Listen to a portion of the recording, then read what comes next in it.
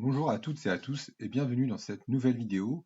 Vous avez été nombreux à me demander les corrections du concours d'adjoint administratif sur l'épreuve de tableau numérique. Cette vidéo est donc consacrée à ce sujet spécifique. Cette vidéo sera un peu plus longue que d'habitude car je vais vous expliquer pas à pas comment on résout ce type d'épreuve. Allons-y. Tout d'abord, je vais vous rappeler le programme car il est important d'avoir les éléments du programme en tête avant de réaliser cette épreuve.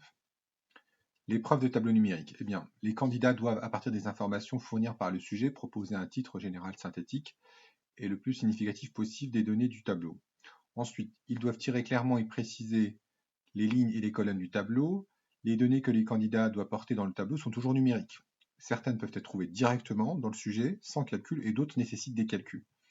Ensuite, le candidat n'a pas à justifier ses calculs. Ensuite, cette épreuve n'a pas de programme réglementaire, mais on peut à titre indicatif se référer à des éléments du programme de mathématiques du concours sous son ancienne forme. Je ne vais pas rentrer dans le détail des différentes notions, mais on voit qu'il y a des chapitres sur le nombre entier, sur les calculs décimaux approchés arrondis, les fractions, les pourcentages. J'insiste sur les pourcentages, notamment les calculs de prix hors taxe, prix TTC. Et ensuite, il est important de savoir que l'utilisation de la calculatrice est autorisée. Donc vous pouvez apporter avec vous votre calculatrice. Je vous déconseille d'apporter des calculatrices très très simples. Je vous conseille plutôt des calculatrices de type collège ou lycée, dans lesquelles on peut visualiser les résultats et les calculs préalables. Voilà. Allons-y. Maintenant, abordons le sujet. Donc, il s'agit de l'épreuve du CIG Petite Couronne et Grande Couronne 2020. Donc, je lis rapidement le sujet. Depuis le 1er janvier 2013, la loi du 12 mars 2012, dite loi Sauvadet, impose un taux minimum de personnes de chaque sexe parmi les personnes nommées pour la première fois aux principaux emplois de l'encadrement supérieur de la fonction publique. La loi de transformation de la fonction publique du 6 août 2019 renforce ce dispositif. Regardons l'évolution en 3 ans de la présence des femmes dans les plus hauts emplois d'encadrement des grandes collectivités. En 2014, le nombre d'emplois de haut encadrement s'élevait à 8 260 personnes, dont 30,45% d'emplois fonctionnels. 2 770 personnes étaient sur des postes de direction, soit 870 de plus que les postes d'encadrement intermédiaire, le reste étant occupé par des postes d'expertise. En 2014, les femmes se répartissaient les emplois de haut encadrement ainsi: 732 emplois fonctionnels, 936 postes de direction, les postes d'encadrement intermédiaire et les postes d'expertise étaient occupés par 1223 femmes, les encadrantes étant 323 de plus que les expertes. Deuxième partie du sujet, en 2017, 936 femmes contre 1786 hommes occupent un emploi fonctionnel. Les postes de direction ont augmenté au total de 7,51% par rapport à 2014. Les directrices sont 25,32% de plus qu'en 2014. Les encadrantes intermédiaires sont 672, soit 42% de l'ensemble des emplois de cette catégorie. Au total, on compte 8 434 emplois de haut encadrement, dont 62% sont occupés par des hommes. Donc le travail qui est demandé, c'est d'établir un tableau numérique en indiquant pour chaque catégorie d'emploi, emploi fonctionnel, emploi de direction, encadrement intermédiaire, emploi d'expertise, et pour l'ensemble des emplois de haut encadrement. Pour les années 2014 et 2017, le nombre d'emplois occupés par les femmes et le taux d'emploi féminin par rapport au total de la catégorie. On veut ensuite l'évolution des emplois féminins de 2017 par rapport à 2014 de chaque catégorie de l'ensemble en nombre et en pourcentage. On nous précise que les pourcentages seront arrondis au centième près. Les emplois seront arrondis à l'unité. Allons-y. Alors, avant de commencer le sujet, je vais quand même rappeler quelques formules, notamment sur le pourcentage, car il va y avoir beaucoup de calculs qui vont concerner le pourcentage. Donc, je rappelle que quand on veut calculer le prix tout TTC d'un article, eh bien, on prend le prix hors taxe qu'on multiplie par 1 plus le taux de TVA. Donc, on peut aussi formuler les choses de la manière suivante en faisant prix hors taxe plus prix hors taxe fois taux de TVA. Prenons un exemple pour que ce soit plus clair pour tout le monde. Si on a un prix hors taxe de 20 euros, une TVA de 18%, quel est le prix TTC? Eh bien, on applique la formule de dessus, 20 fois 1 plus 18 sur 100 égale 20 fois 1,18 est égal à 23,6 euros. Rappelez-vous toujours que quand on est dans le sens TTC, le prix doit augmenter, donc on doit avoir une augmentation. Et il faut bien penser à ajouter le 1 qui est ici au taux de TVA. Car si vous appliquez uniquement le prix hors taxe au taux de TVA, bah, vous obtenez uniquement le montant de l'augmentation, c'est-à-dire les 3,60 €. Et après, il faudra ajouter le prix hors taxe. C'est un peu la formule que je vous avais présentée ici. On peut faire les choses en deux temps, c'est-à-dire prendre le prix hors taxe et l'ajouter au prix hors taxe, enfin à l'augmentation associée au taux de TVA. À vous de voir ce qui vous convient. Deuxième calcul, des fois on peut avoir le prix hors taxe et ensuite on veut le prix TTC et on veut calculer le prix hors taxe. Et bien là, il faut faire une division. Donc la formule est indiquée ici, on fait prix hors taxe divisé par 1 plus taux de TVA. Je vous donne un exemple, on a un prix TTC de 30 € et une TVA de 7%. Quel est le prix hors taxe? Eh bien, on fait 30 divisé par 1 plus 7%, ce qui nous donne 30 divisé par 1,07, ce qui nous donne 28,04 €. Toujours par contrôle de cohérence, on voit bien que 28,04 €, c'est inférieur à 30 €, donc c'est logique que le prix hors taxe soit inférieur au prix TTC. N'hésitez pas à faire des contrôles de cet ordre-là, qui ne nécessitent pas de calcul, mais qui voilà, vous permettent de vérifier la cohérence de vos résultats, et notamment des résultats obtenus à la calculatrice. Très bien, donc maintenant on va aller aborder le sujet. Pour cela, j'ai préparé un tableau pour gagner un peu de temps avec tous les éléments qui ont été repris sur le sujet. Je vous rappelle que dans le sujet, je reviens en arrière, dans le sujet, on a les éléments suivants. Donc on a les catégories emploi fonctionnel, ensuite emploi de direction, voilà, poste de direction. Ensuite, on a encadrement intermédiaire, emploi d'expertise. Et ensuite, on a l'ensemble de l'encadrement. Donc, on va répondre maintenant au problème. On nous demande d'établir un tableau numérique. Alors, pour les années 2014 et 2017, le nombre d'emplois. Donc, il nous faut le nombre d'emplois et le nombre d'emplois occupés par les femmes et le taux d'emploi féminin par rapport au total de la catégorie. Alors, on y va. On va aller récupérer les informations à partir du texte. Vous avez, lors de votre lecture, constaté qu'il y avait deux parties. Il y a une partie ici qui concerne l'année 2017 et une partie qui concerne plutôt l'année 2014. Donc on va plutôt commencer par l'année 2014. On nous dit que le nombre d'emplois de haut encadrement s'est élevé à 8260 personnes. Donc ici, on met 8260 personnes. Ici. Alors j'ai mis en vert les zones sur lesquelles on n'a pas besoin de calculer l'information, on l'a directement. Et en orange, là où on a besoin de faire un calcul. D'accord? Ensuite, on nous dit le taux, ici 30,45% d'emplois fonctionnels. Donc ça veut dire que si on prend les emplois fonctionnels qui sont ici, ils représentent 30,45%. Alors allons-y, et on a 2770 personnes étaient sur des postes de direction. Donc on va prendre les valeurs qui sont plus faciles pour nous. 2770 sur les postes de direction. On y va, 2770 sur les postes de direction. Ensuite, on a 870 de plus que les postes d'encadrement intermédiaire. Ensuite, on nous dit, voilà, en 2014, les femmes se répartissent les emplois de haut encadrement ainsi. 732 sur des emplois fonctionnels, donc ici, 732 pour les femmes. Ensuite, 936 sur les postes de direction, 936 pour les postes de direction. Ensuite, on nous dit que les postes d'encadrement intermédiaire et les postes d'expertise étaient occupés par 1223 femmes. Alors ici, il y a une petite difficulté, c'est qu'on ne nous donne pas directement l'information de cette cellule-ci, on nous donne le cumul des deux.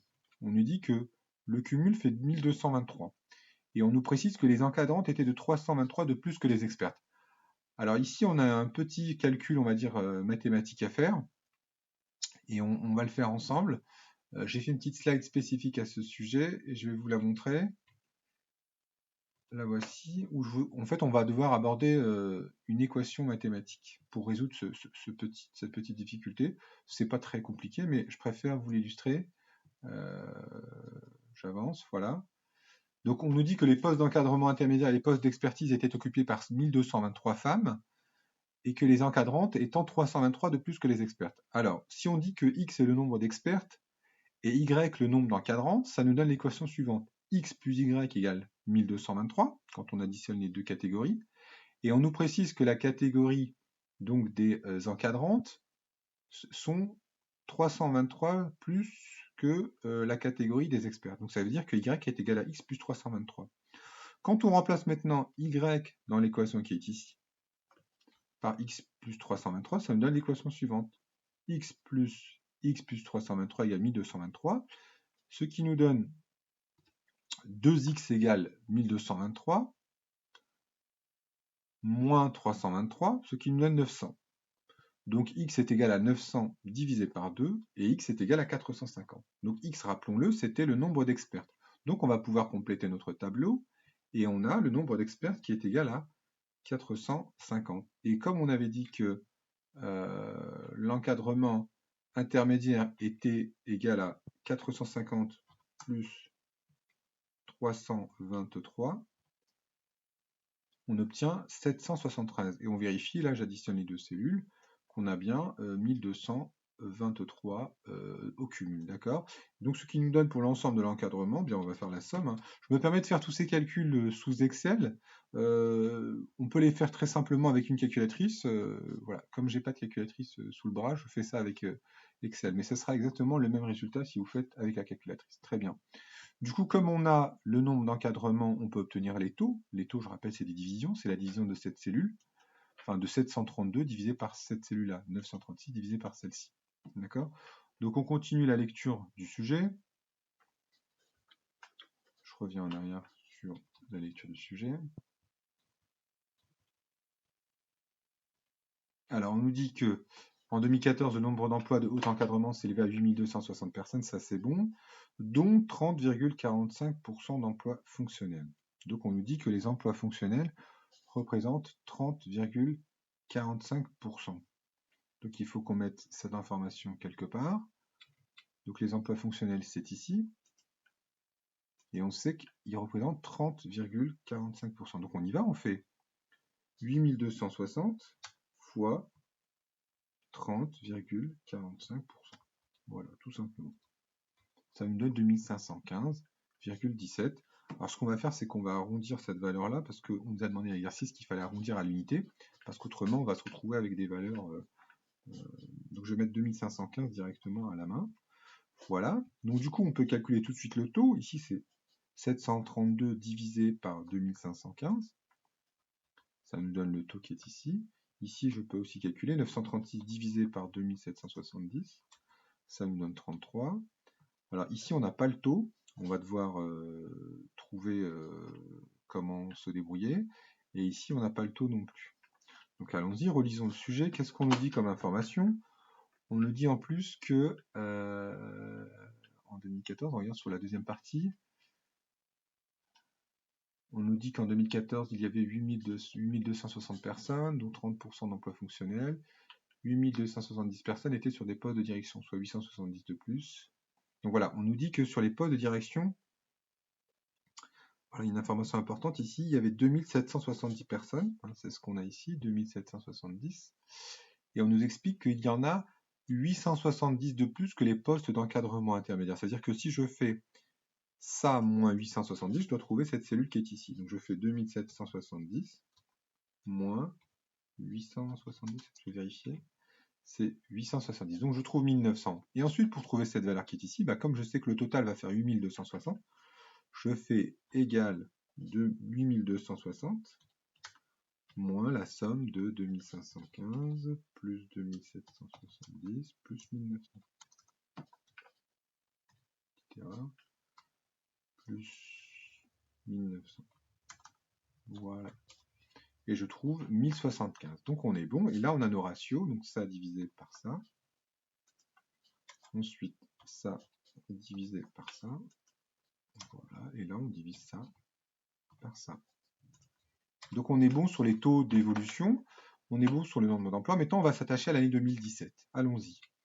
Donc c'est plutôt sur la deuxième partie, comme vous l'avez remarqué. Donc sur l'année 2017, on nous dit que 936 femmes contre 1786 hommes occupent un emploi fonctionnel. On va les lire. 936 au lieu de 1786. Donc les emplois fonctionnels, c'est la première ligne. Donc on a 936 femmes, on le note ici.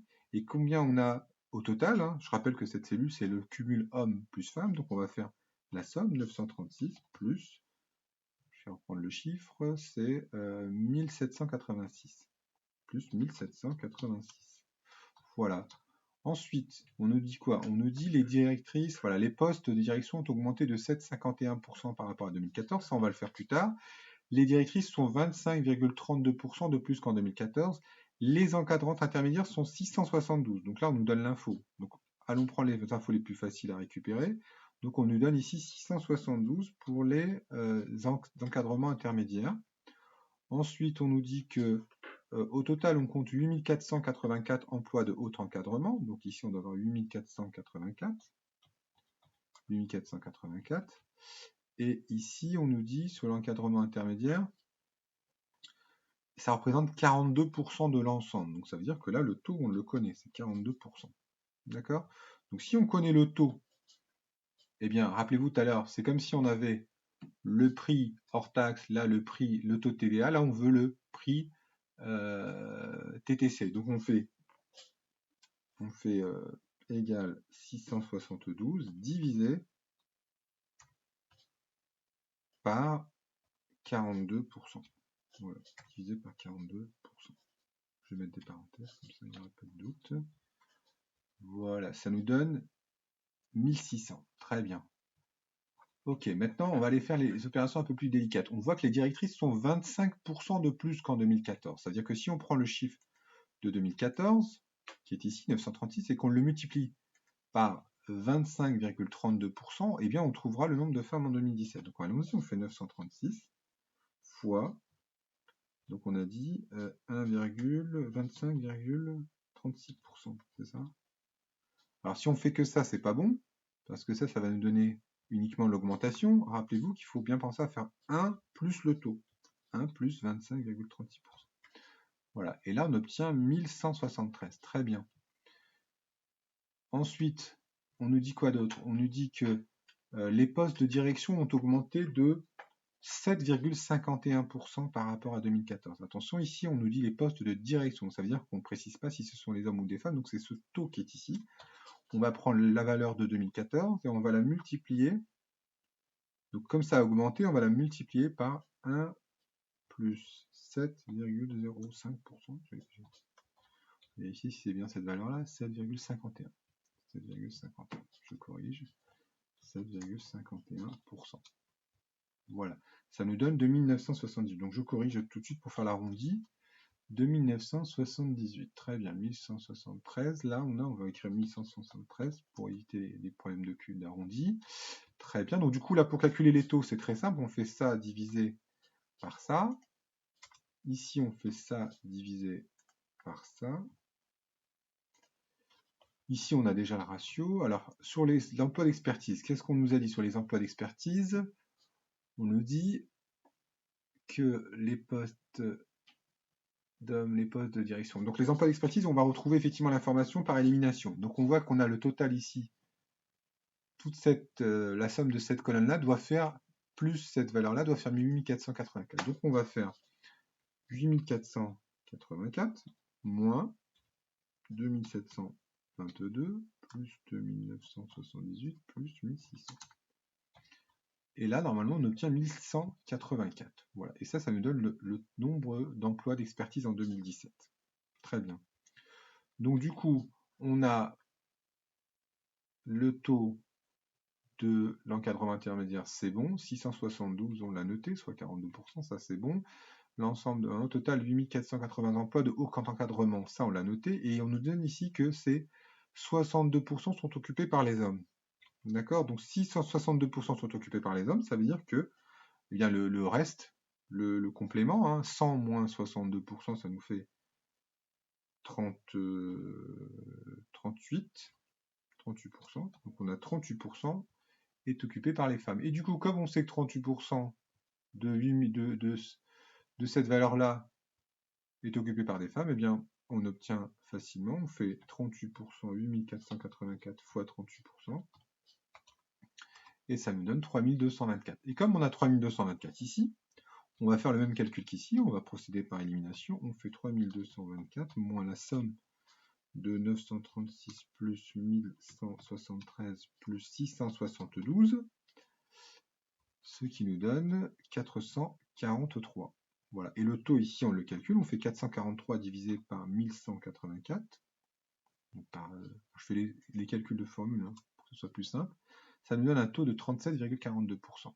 Ok, très bien. Donc là, on vient de répondre à la question pour les années 2014 et 2017, le nombre d'emplois occupés par des femmes et le taux d'emploi féminin par rapport au total de la catégorie, c'est bon. Maintenant, on va répondre à la deuxième partie de la question, l'évolution des emplois féminins de 2017 par rapport à 2014. C'est vraiment important. Quand on dit par rapport à 2014, ça veut dire que la base, ce sera l'année 2014. D'accord? C'est-à-dire que je prends un exemple. Si en 2014, il y avait 100 femmes et qu'en 2017, il y en a 110, eh bien, ça fait une augmentation de 10%. Donc, de chaque catégorie de l'ensemble en nombre et en pourcentage. Donc, on nous dit en nombre et en pourcentage. D'où ces deux dernières colonnes où on voit évolution 2014-2017 et l'évolution en pourcentage. Alors là, c'est une simple soustraction, hein. Je fais la valeur qui est ici, d'accord, 732 moins la valeur qui est ici, hein, en 2017. Voilà, et ça me donne 204. D'accord. Il y a eu, excusez-moi, c'est dans l'autre sens, c'est 936 moins, c'est ça, moins ça. Hein, ce qui nous intéresse, c'est de mesurer s'il y a eu des augmentations ou pas. Donc on fait bien la colonne 2017 moins la colonne 2014.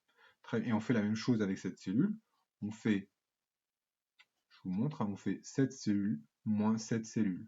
Ça nous donne 237. Ensuite, on fait 7 cellules, 672 femmes en 2017 contre 773. Donc là, c'est normal qu'on ait un nombre négatif. Il y a eu une diminution.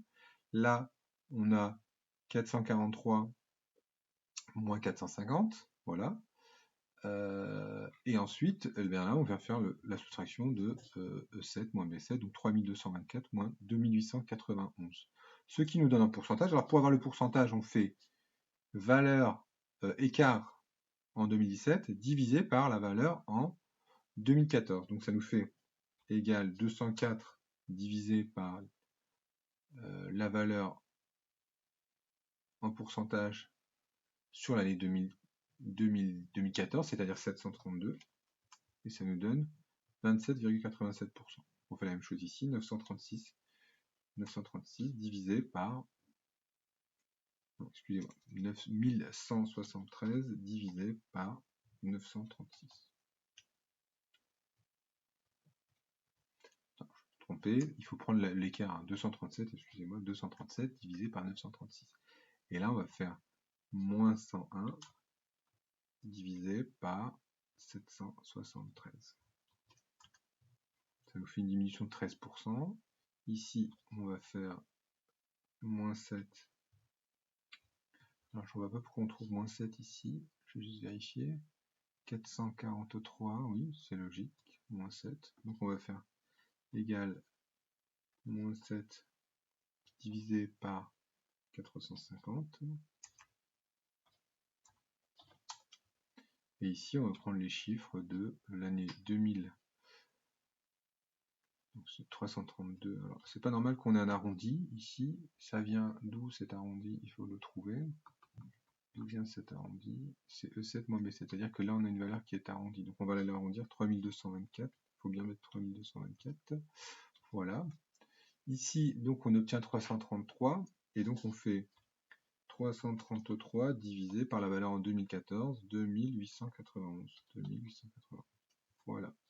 Ce qui nous donne globalement une augmentation de 11,52% du nombre de femmes dans l'ensemble de l'encadrement entre 2014 et 2017.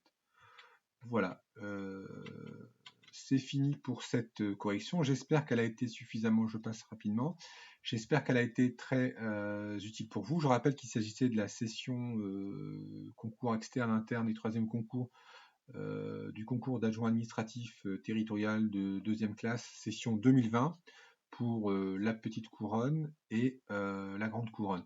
Je rappelle enfin que cette épreuve dure 1 heure et qu'elle est coefficient 3, donc n'hésitez pas à prendre le temps qu'il vous faut pour vérifier les formules et faire des relectures de votre travail. Voilà, mettez en commentaire toutes les questions ou les éventuelles erreurs que j'ai pu faire, j'hésiterai pas à vous répondre. Voilà, je termine. Hop. N'hésitez pas à liker et à rester abonné pour être au courant des nouvelles vidéos.